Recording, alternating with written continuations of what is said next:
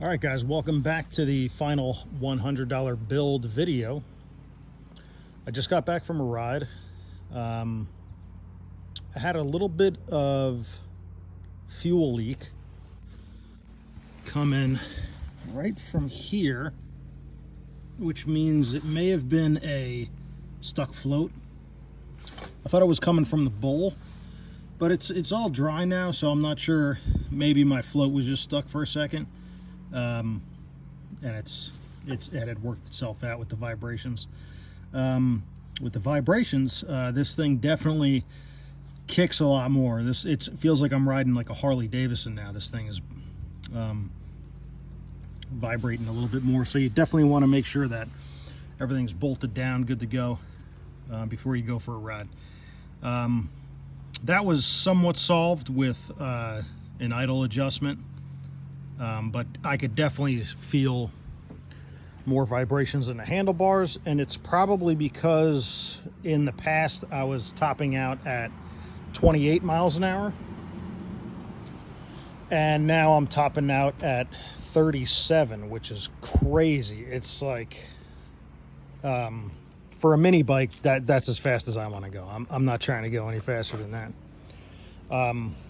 Yeah, 37. I could probably hit 40 if I'm going downhill, maybe even faster, but 37 for sure on the GPS.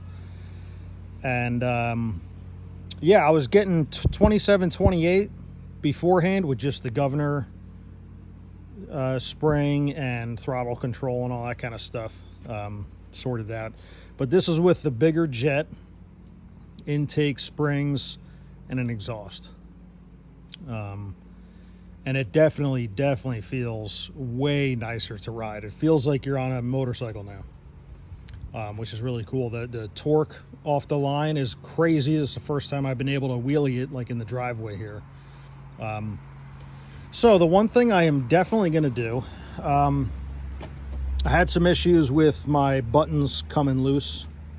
I had to push this one down. This one's reversed, so I have to correct that. It's my kill switch. I need to reverse it.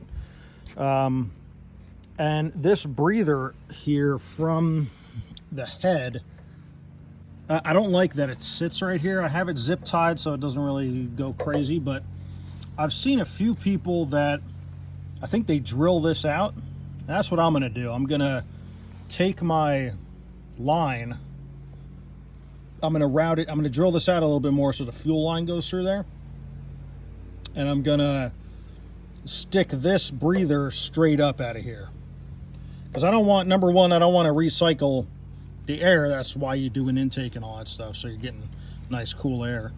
But this gets very hot. I was only out for maybe 20 minutes and it's burning hot. This whole upper assembly is just on fire. So I'm definitely gonna shoot this straight up out of here, and then I'll probably zip tie it or clamp it or do, you know, something like that. Handlebars were good, grips were good. I'm gonna have to try the light at night. I'm sure it's fine with the battery. Exhaust was good. You will get that popping, but it's nothing like out of control. It's nothing that you can't mitigate while you're driving.